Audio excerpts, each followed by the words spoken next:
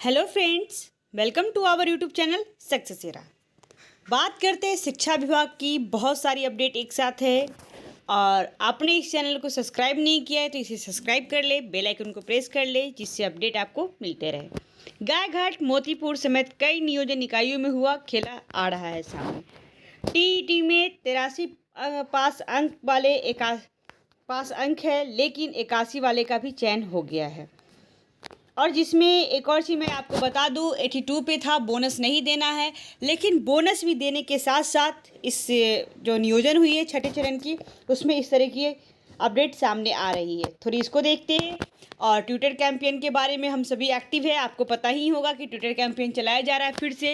एक बार फिर से टीचर नियुक्ति को लेकर के शिक्षा विभाग को ट्विटर पे टारगेट किया जा रहा है, क्योंकि हम लोग कहीं जाकर आंदोलन नहीं कर सकते, लेकिन ट्विटर पे तो सारे लोग एक्टिव रहते हैं। इसलिए इस ट्विटर कैंपेन को सफल बनाना है। टीईटी में चयनित पास अंक 83, लेकिन शिक्षक बहाली में अभ्यर्थियों का 81 मार्क्स रहने पर भी किया गया है चयन। रविवार को नियोजन कोषांग में अभ्यर्थियों के सर्टिफिकेट अपलोड करने के दौरान अलग अलग कोटि में निर्धारित मार्क्स से कम रहने पर भी शिक्षक बहाली चयन करने का मामला सामने आया। गायघाट, मोतीपुर समेत कई प्रखंड और पंचायत नियोजन इकाइयों में इस तरह की गड़बड़ी ने शिक्षक बहाली के विभिन्न स्तर पर हुए खेल को सामने ला दिया है। शिक्षक बहाली में सर्टिफिकेट अपलोड करने के दौरान चयन में कई तरह की गई गड़बड़ी का लगातार सामने आ रही है। पहले मेधा अंक में गड़बड़ी सामने आई, फिर अब टीईटी के निर्धारित अंक नहीं रहने पर भी चयन का मामला सामने आया है। यही नहीं, जिस संस्थान की डिग्री अमान्य है उस पर भी नियोजन इकाइयों ने अभ्यर्थियों की बहाली की है। ऐसे में सभी चयनित अभ्यर्थियों को चिन्हित कर सूची अलग की जा रही है। गायघाट, मोतीपुर समेत कई नियोजन इकाइयों में यह खेल किया गया है, जिससे जिले में प्राइमरी और मिडिल स्कूल में हुई बहाली में 2 चरण में 21 अभ्यर्थियों का चयन अलग अलग नियोजन इकाइयों में किया गया। विभाग ने चयनित पत्र देने से पहले इस बार अभ्यर्थियों के प्रमाण पत्र का जांच का आदेश दिया है। ये बात बिल्कुल सही है कि घुसपैठिया जो है हर जगह बैठा हुआ है, और ये सब भी गवर्नमेंट के दलाल ही हैं जिन्होंने ऐसा काम किया है। क्योंकि जब लिस्ट निकल चुका था कि इस संस्थान का सर्टिफिकेट कैंसिल कर दिया गया, तो वहाँ के लोगों को सेलेक्ट ही नहीं किया जाना चाहिए था। और जो लास्ट जो कहते हैं बाउंड्री मार्क्स जो अपडेट किया गया था कि हाँ 82 रहने पे मार्क्स बोनस नहीं दिया जाएगा, लेकिन सिलेक्शन होगा और 83 वाले का सिलेक्शन होगा, उनको बोनस दिया जाए। फिर 81 पे कैसे पास आउट हो सकते हैं लोग। शिक्षक बहाली सर्टिफिकेट अपलोड करने के दौरान गड़बड़ी आ रही सामने। जिस संस्थान की डिग्री अमान्य है उस पर भी कर ली गई बहाली। क्या लोगों को पहले ट्रेनिंग जो दी गई थी, हर काउंसलिंग के पहले 3 से 4 दिन की ट्रेनिंग दी गई है। ये हर डिस्ट्रिक्ट की बात मैं बता रही हूँ। हर ब्लॉक के लेवल के लोगों को यहाँ पर ट्रेनिंग दी गई। ट्रेनिंग के बाद ही काउंसलिंग के लिए उनको सेलेक्ट किया गया। संस्कृत कॉलेज की डिग्री मान्य नहीं है। नियोजन कोषांग में जांच से जुड़े कर्मियों ने बताया कि कामेश्वर संस्कृत कॉलेज की डिग्री 1 से 5 की बहाली में मान्य नहीं है। नियोजन नियमावली में इसे भी लेकर स्पष्ट आदेश है। इसके बावजूद भी कई नियोजन इकाई ने इस डिग्री पर बहाली की है। इन सभी की अलग अलग सूची बनाई जा रही है। गायघाट के अभ्यर्थियों के मूल सर्टिफिकेट नहीं मिले अब तक। गायघाट के दूसरे चरण में चयनित अभ्यर्थियों के मूल सर्टिफिकेट अब तक विभाग को नहीं मिले हैं। दूसरे चरण में 6 पंचायत नियोजन इकाई और 1 प्रखंड नियोजन इकाई में काउंसलिंग हुई थी। अलग अलग विषय में अलग अलग पद पर अभ्यर्थियों का चयन किया गया था। डीओ अब्दुल सलाम अंसारी ने बताया कि गायघाट के तत्कालीन बीओ की मृत्यु हो जाने के कारण चयनित अभ्यर्थियों का मूल प्रमाण जिले को नहीं मिल सका। मजिस्ट्रेट की तैनाती में भी सभी सर्टिफिकेट को लाने की प्रक्रिया की जाएगी। अब एक बात समझ में नहीं आ रही है, 12 जुलाई और 13 अगस्त लास्ट काउंसलिंग थी। अगस्त, सितंबर एंड अक्टूबर भी लास्ट होने को है, फिर भी अभी तक सर्टिफिकेट ब्लॉक से सबमिट नहीं किया गया डिस्ट्रिक्ट में। ये क्या है? किस तरह की ये बहाली प्रक्रिया हो रही है? लोगों को तब ये समझ में नहीं आ रही गवर्नमेंट रियल में बहाली करना चाहती है या नहीं करना चाहती, या फिर बस अपने यहाँ के छात्रों को, शिक्षकों को बलगला रही कि हाँ हम बहाली कर रहे हैं। 19 से 20, 20 से 21 और 21 से न जाने कौन सा ईयर, ये बहाली की प्रक्रिया चल रही है।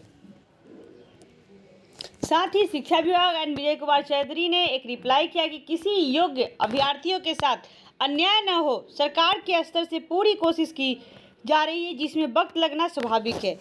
यह भी नियोजन प्रक्रिया का हिस्सा ही है, इसलिए आचरण गरिमापूर्ण व्यवहार के साथ साथ धैर्यपूर्ण प्रक्रिया पूर्ण होने का इंतजार करें। आप एक डेडलाइन दे दो हमें कि हाँ आपको इतना टाइम लग सकता है, आप बेफिक्र रहे।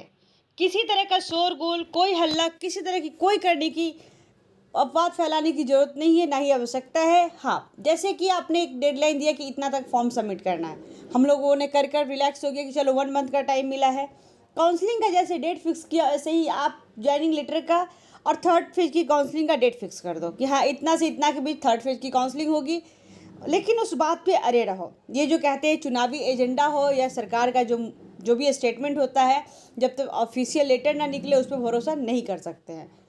और इसके साथ ही जो नियुक्ति पत्र है, आप कह दो कि जनवरी 21-22 में देंगे या हम 23 में देंगे, लेकिन आप एक डेडलाइन फिक्स कर दो, उसके बाद हम डिसाइड करेंगे हमें नियुक्ति पत्र लेना है या नहीं लेना है। साथ ही एक और एजुकेशन पॉलिसी में अपडेट कर दिया गया कि निजी स्कूलों में भी शिक्षक बनने को टीईटी जरूरी है। ये पात्रता परीक्षा तो होनी ही चाहिए। और साथ ही लोगों का एक सवाल है कि क्या सिर्फ शिक्षकों की पात्रता परीक्षा हो, हमारे लीडर्स की क्यों नहीं। बिहार के सरकारी स्कूलों की तर्ज पर अब निजी स्कूलों में भी शिक्षक बनने के लिए शिक्षक पात्रता परीक्षा यानी टीईटी की अनिवार्यता होगी, क्योंकि टीईटी परीक्षा के अंक के साथ साक्षात्कार की व्यवस्था लागू की जाएगी। इसके माध्यम से ही निजी विद्यालय में अपने यहाँ शिक्षकों का चयन कर पाएंगे। राष्ट्रीय शिक्षा नीति यानी न्यू एजुकेशन पॉलिसी 2020 में केंद्र सरकार ने यह प्रावधान किया है कि बिहार में भी इसे लागू करने को लेकर के संजीदगी दिखलाई पड़ रही है। बिहार में नई शिक्षा नीति को जमीनी पर उतारने की तैयारी पिछले ही महीने से तेज हुई है। राज्य पर अपर मुख्य सचिव संजय कुमार की मौजूदगी में संपन्न हुई एक दिन की कार्यशाला में नई शिक्षा नीति का पाठ सभी जिला शिक्षा अधिकारी, पदाधिकारी और क्षेत्रीय शिक्षा उप निदेशक को पढ़ाया गया। राष्ट्रीय शिक्षा नीति को लागू करने के लिए शिक्षा विभाग के निर्देश पर बीईपी ने एक रोड मैप कुंजी बनाई है। इस कुंजी में इसे प्रमुखता से अंकित किया गया है कि निजी स्कूल समेत सभी राज्य स्तरों के शिक्षकों को नियोजन के लिए शिक्षक पात्रता परीक्षा यानी टीईटी आवश्यक होगी। विदित है कि आरटी के तहत 2015 से ही राज्य के सरकारी स्कूलों में अप्रशिक्षित शिक्षकों की नियुक्ति पर रोक है। उसके बाद टीईटी की उत्तीर्णता भी आवश्यकता कर दिया गया। एनसीटी के सख्त रवैये के बाद बिहार समेत देश भर में 1 अप्रैल 2019 से केवल प्रशिक्षित को ही बतौर शिक्षक रखने का नियम सभी सरकारी स्कूल और निजी स्कूल में शामिल किया गया। यही 1 अप्रैल 2019 तक जो सभी को प्रशिक्षित करना था, इसी के अंतर्गत आया था एक हमारा प्रोग्राम था NIOS, नेशनल ओपन स्कूलिंग।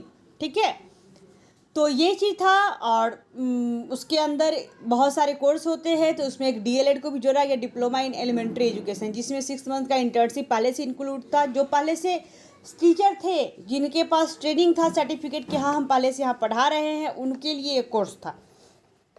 अब टीईटी बाध्यकारी होने से अगले टीईटी में उत्तीर्ण शिक्षक अभ्यर्थियों के लिए निजी स्कूलों में भी अवसर खुल जाएंगे। पहले तो एक बात बता दो कि पहले ये चीज़ सही बात है कि आप टेट की बात कर रहे हैं या सीटेट की बात कर रहे हैं, होनी चाहिए हर स्कूल के लिए। लेकिन हमारे जो अभी जो निजी स्कूल में जितने भी एफिलिएशन है, जितने भी CBSE से एफिलिएटेड स्कूल है, वो पहले से ही अपने टेट लेते हैं। या मैं बात करूँ DAV की या अदर स्कूल की, वो अपना एक एग्ज़ाम लेते हैं, उसके बाद ही किसी को लेते हैं। तो वहाँ पे क्वालिटी टीचर जाते हैं, क्वालिटी एजुकेशन होता है। लेकिन जब बिहार है तो यहाँ पे बात कर सकते हैं कि नेता के अंदर से भी बहुत सारे ऐसे लोग जाते हैं जो वहाँ पे टीचर बन सकते हैं। प्रशिक्षा प्रणाली होगी लचीली न्यू एजुकेशन पॉलिसी के तहत। तो पहले से तो बहुत सारी इन्फ्लेशन थे ही इसमें कि बहुत अच्छे से बच्चों को पढ़ाया जाए, इन्वायरमेंट दिया जाए, बच्चों को ना ही कोई पनिशमेंट हो, इस तरीके से। अब एजुकेशन पे भी थोड़ा सा फोकस किया गया, उसे फ्लेक्सिबल बनाया गया, बच्चे कंफर्ट जोन में रहकर एग्जाम देंगे। बिहार में नई शिक्षा नीति के लागू होते ही परीक्षा प्रणाली लचीली हो जाएगी। साथ ही तीसरी 5वीं और 8वीं में संबंधित अथॉरिटी द्वारा परीक्षाओं का आयोजन होगा। बिहार में 5वीं और 8वीं की परीक्षा पहले से ही BPO के संयोजन में होती रही है। अब इसके तहत तीसरी कक्षा की परीक्षा भी महत्वपूर्ण हो जाएगी। नई नीति के तहत सभी कक्षा के बच्चों को हर साल प्रगति पत्र दिया जाएगा। इसमें स्व मूल्यांकन, सहपाठी मूल्यांकन, क्विज, रोल प्ले, समूहकार, शिक्षक मूल्यांकन शामिल होंगे। ये अच्छी चीज़ है जिससे उनका डेवलपमेंट पता चलेगा। और 1 अप्रैल 2019 से केवल प्रशिक्षित को ही बतौर शिक्षक रखने का नियम सभी सरकारी स्कूल और निजी स्कूल में शामिल है। उसके बाद जितने भी स्कूल वाले थे, जितने अनट्रेंड टीचर थे, जो कि बस अपने एकेडमिक क्वालिफिकेशन या डिग्री के होल्डर पे जाकर वो टीचिंग करते थे, उनके लिए बहुत अच्छा सुनहरा मौका है कि उनका, हाँ, इस सब के साथ भी ग्रेट सैलरी की भी बात होनी चाहिए थी कि टीचर तो बहुत अच्छा वर्क करते हैं बट उनको सैलरी उतना नहीं मिल पाता है। अब बात करते हैं ट्यूटर कैंपेन की। बिहार में शिक्षकों की बहाली में हो रही देरी और बहाली को बस चुनाव के समय अखबारों में पूर्ण करने के विरोध में इस गुरुवार यानी 21/10-21 को संध्या 4 बजे होगा ट्विटर महासंग्राम। सभी लोग तैयार हो जाएंगे और तैयारी के साथ साथ हमें एक बिगल बजाना है ट्विटर पे, जिससे कि गवर्नमेंट पे कुछ इफेक्ट पड़े। तो दोस्तों, इस तरह से अपडेट के लिए हमारे चैनल पे बने रहे। इसे लाइक करें, सब्सक्राइब करें, शेयर करना बिल्कुल न भूलें। Thanks for watching this video. Thank you दोस्तों।